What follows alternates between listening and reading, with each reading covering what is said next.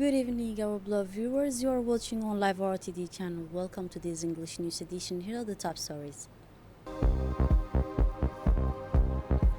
The People's Palace hosted a national and diplomatic ceremony this morning to mark the International Day of Solidarity with the Palestinian people. For the international scene, the ceasefire allows Gaza fishermen to return to the sea and resume their livelihoods. Those were the headlines. Thanks for joining us in our newsroom. In a reaffirmation of the Republic of Djibouti's unwavering stance on the Palestinian cause, the People's Palace hosted a high-level national and diplomatic event this morning in order to commemorate the International Day of Solidarity with the Palestinian people under the patronage of the President of the Republic, His Excellency Ismail Magili. This day observed annually on November 29 in an international occasion to affirm the justness of Palestinian cause and highlight the inherent rights of Palestinian people to freedom, self-determination, and establishment of their independent states. The event, organized by the Ministry of Foreign Affairs and International Cooperation in collaboration with the Palestinian Embassy, include moving, artistic, and documentary segment, including theatrical performance and documentaries highlighting the grave violence suffered by the Palestinian people, as well as international and Djiboutian support for the Palestinian cause. It is worth noting that United Nations General Assembly called in 1977 for the observance of International Day for Solidarity with the Palestinian people, an occasion to highlight the unwavering rights of Palestinian people.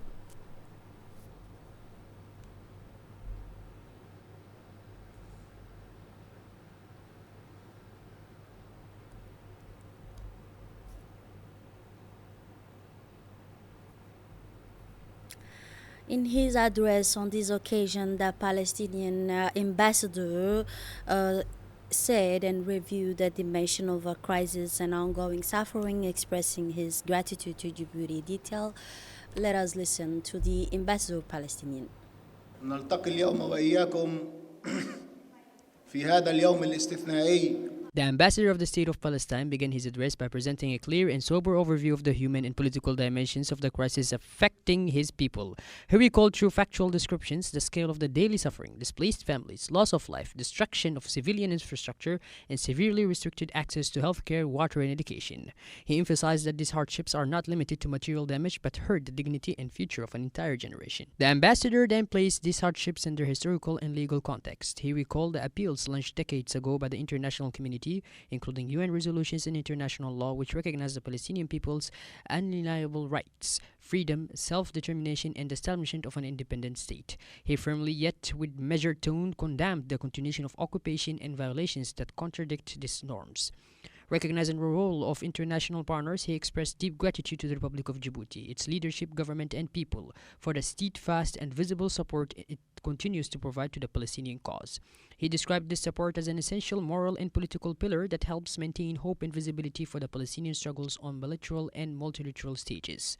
Finally, the ambassador called for a concrete action, the immediate implementation of efficient and protected humanitarian measures, support for the return of displaced people under safe and dignified conditions, and the serious relaunch of a credible political process based on international resolutions. He concluded by affirming that the solidarity expressed on this day should not remain symbolic. It must translate into mobilizing aid, protecting civilians, and advancing determined diplomatic initiatives towards a just and lasting peace.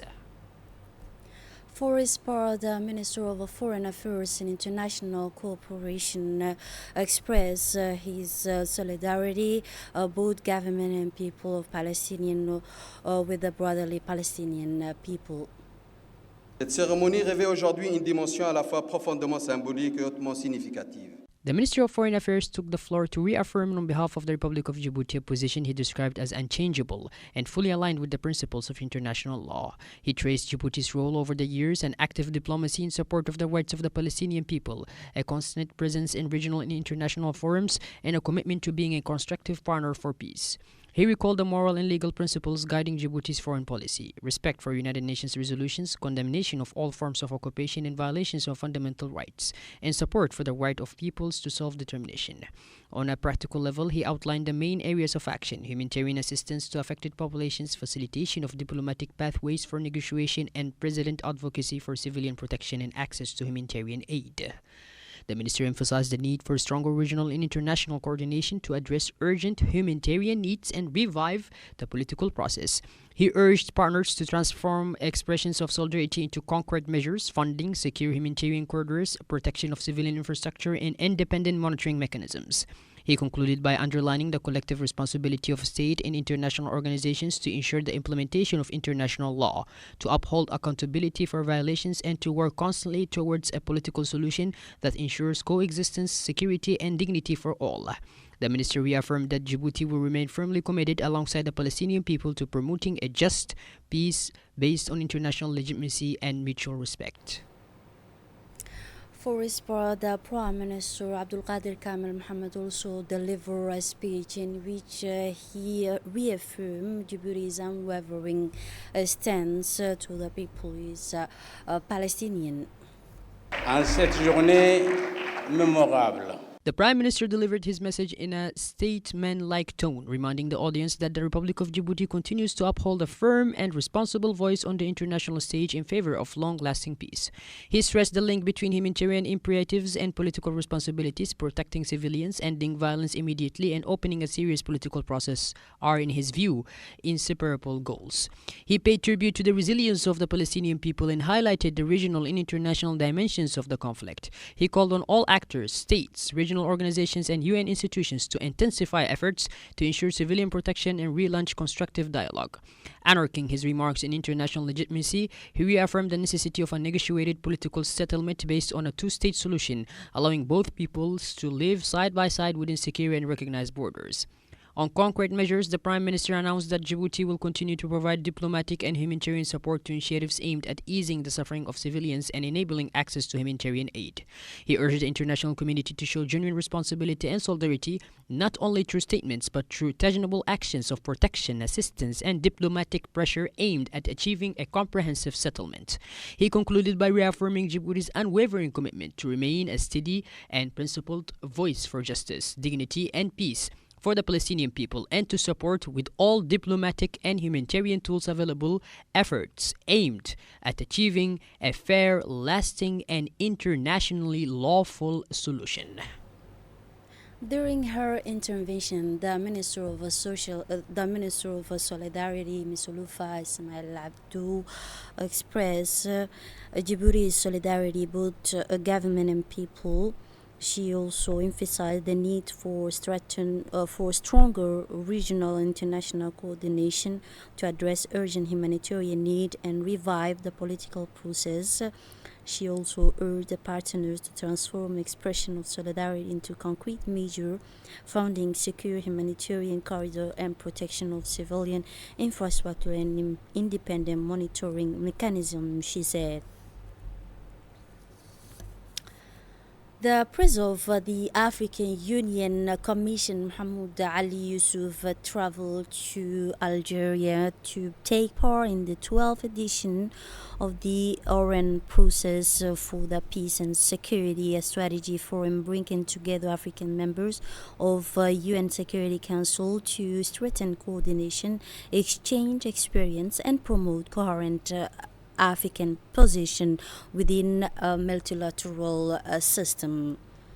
And now the Ministry of Interior from November 24 to 27, 2025, the Republic of Djibouti issued the periodic ministerial review meeting of the Intergovernmental Authorities on Development Support Platform on Forced Displacement held in Nairobi, Kenya.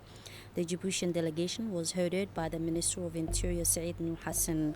The high-level meeting brought together ministers from IGAD, a member state hosting 5.5 million refugees and asylum seekers, in addition to a large number of internally displaced persons and fragile host communities facing escalating climate, economic, and security crisis.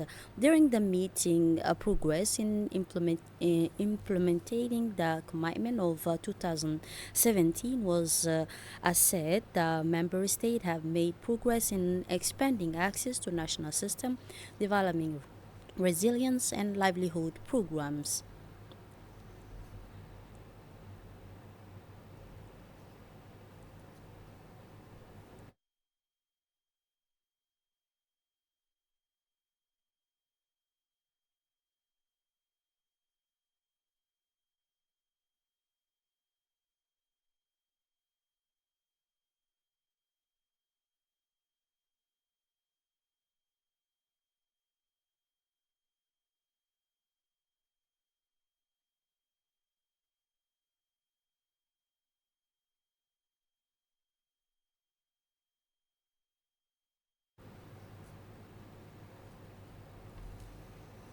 And as part of the 7th National Disability Week, the National Agency for Persons with Special Need organized the official launch ceremony for the National Dialogue on Disability this morning at Isla Grand Hotel.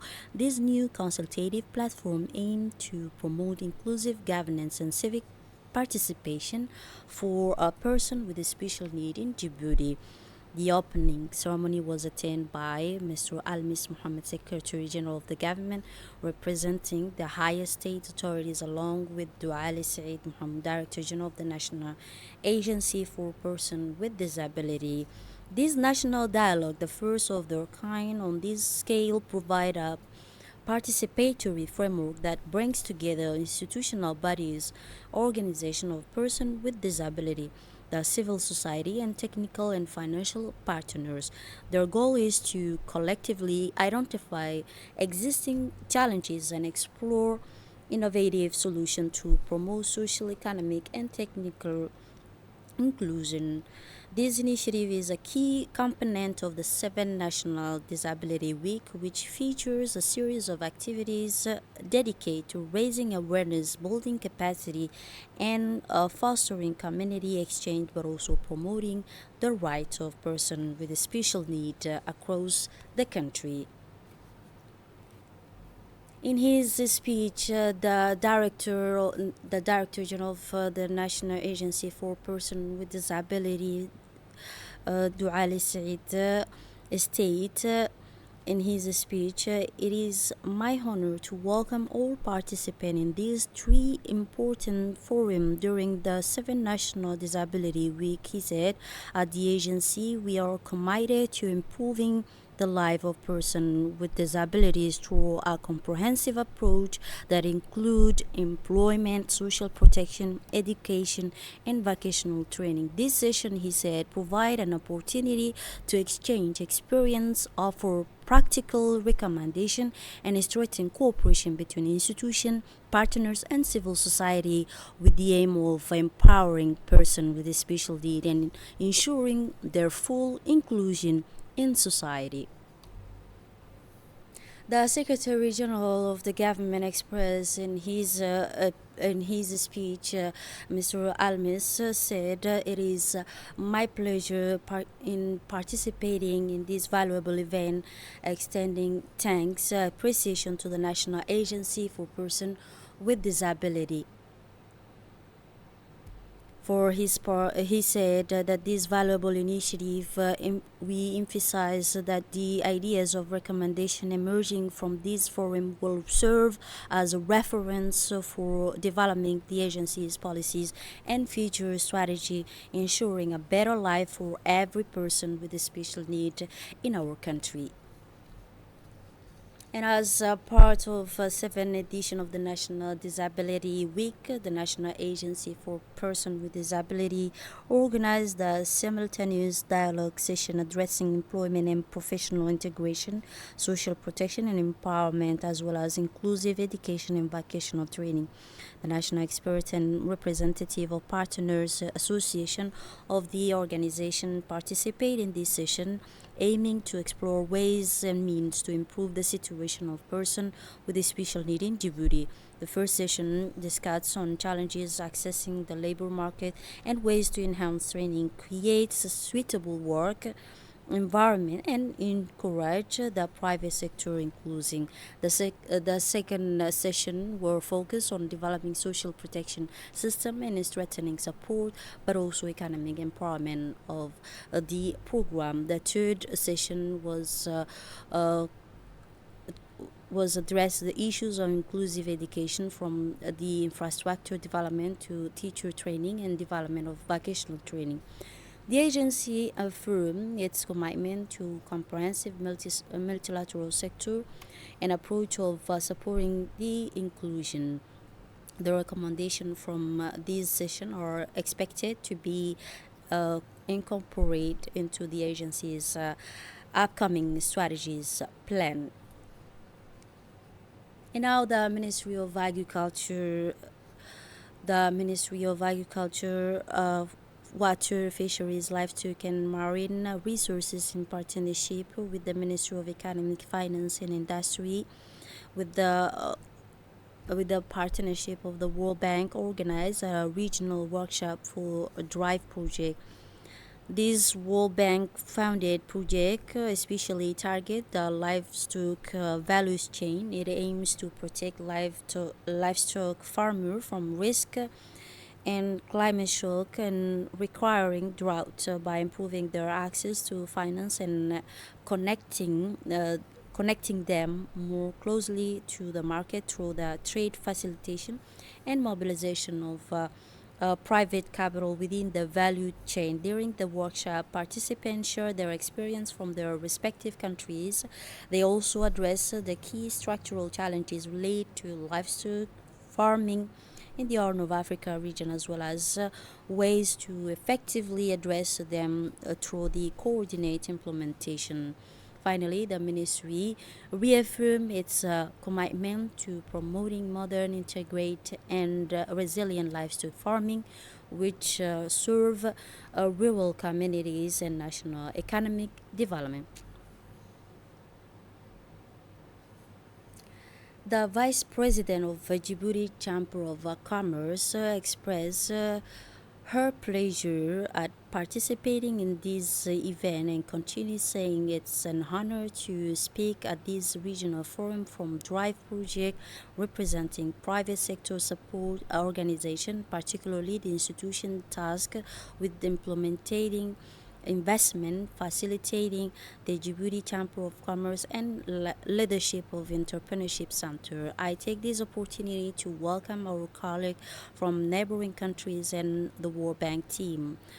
For over a year, Djibouti Chamber of Commerce, with the support of Ministry of Agriculture and Livestock, has been working to establish and activate the investment, but also the facilitate a key component of the project, she concluded. The Secretary General of the Ministry of Agriculture delivered a speech in which he noted that this sector represents the primary source of livelihood for more than 50 million people in the region. The DRIVE project is fully integrated into a shared regional dynamic where the exchange of experience and coordination play a pivotal role and essential role in this project, he concluded. The Entrepreneurship Day held in Balbela Municipality under the auspice of the Minister of Digital Economic and Innovation. Entrepreneurship Day was celebrated at Al Rahma Complex in Balbela Municipality. The event was a theme inspiration, initiative, and opportunities. Balbela Municipality, in collaboration with the Network of Inspiring Djiboutian Entrepreneurs, the European Union, and the World Bank, organized this event.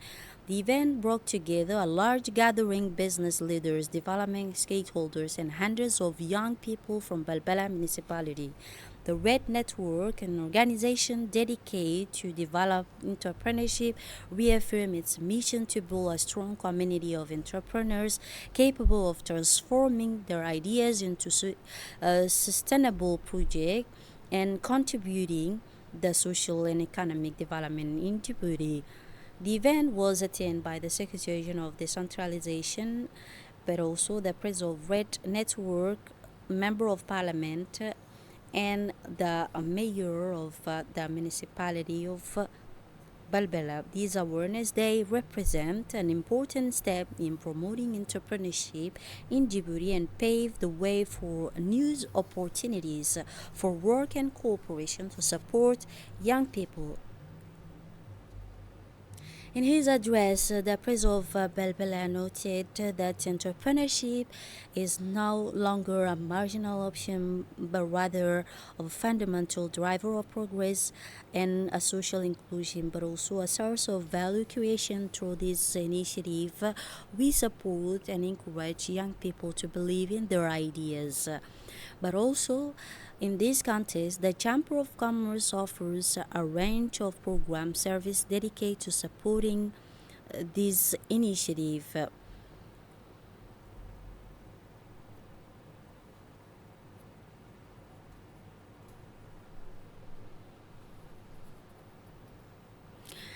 In his speech, the advisor of the president of Djibouti Chamber of Commerce said at the outset of his speech, I convey the president of the Republic and attend the youth themselves, emphasizing that youth issues remains at the heart of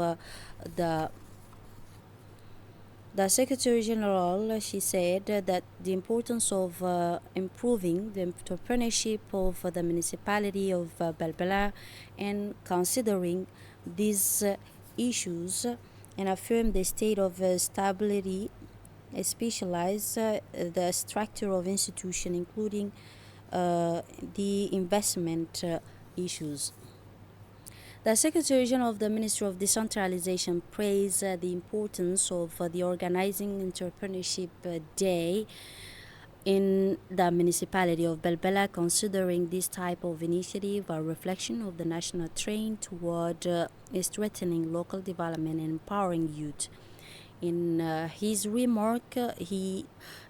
remarks, she said that the vital role of the entrepreneurship can play at creating new opportunities and stimulating the innovation, but also within the municipality, affirming the ministry's readiness to support efforts that promote youth initiative and contribute to building a more prosperous and sustainable society, she concluded. The State Secretary for Sport delegation welcomed the Doha for participation in 2025 Arab Cup. As part of its participation in 25 Arab Cup, the State Secretariat for Sport delegation comprised of Secretary General Khadija Ibrahim Idris and Deputy Director General Ahmed Ali receive a warm welcome upon their arrival in Doha on November 30 from senior official of Qatari Ministry of Sport and member of the event organizing the committee. These prestigious regional tournament sponsored by FIFA will be held from December 1 to 18, 2025. And now the Ministry of Women and Family, again, combating gender-based violence as part of the 16 days of activism against gender-based violence campaign. The United Nations Development Program organized a major dialogue session bringing together youth and various national institutions. The aim was to enhance youth participation and encourage concrete initiatives to eliminate gender-based violence.